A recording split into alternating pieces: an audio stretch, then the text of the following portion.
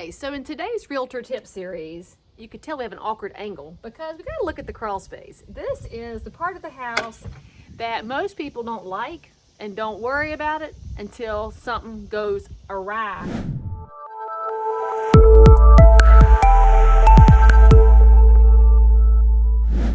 So when you are out looking at a house with your realtor, first of all, if you're selling a house, make sure it's unlocked. I know a lot of y'all got padlocks on your crawl space because you're putting things in there.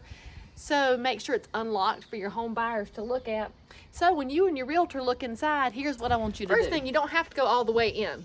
I'm not going to. That's what home inspectors are for, because spiders live in here. So here's what you can look at from the outside. You want to look in.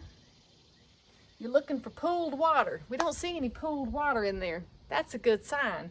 You also are looking for what's called a vapor barrier. That's a piece of plastic that's pulled across the whole bottom of the crawl space so that the moisture can stay in the ground and away from the framing system of the house. So here's the other thing to know. If you're looking at a house in the middle of a dry spell in the summertime, you might not see any water in there and you might think you're all right.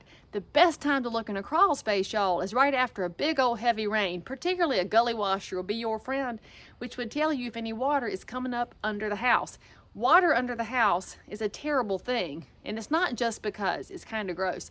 It's because that's what leads to fungal growth under a house, and some fungus among us is actually normal because 100% dry can have its own set of issues, but you don't want excessive, and so a home inspector is going to have a moisture meter to check it out and make sure you're okay.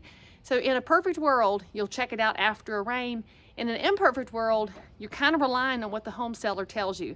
So make sure that you tune in to my next video about disclosure statements and make sure that this makes sense to you. See ya under a house or just outside the under the house.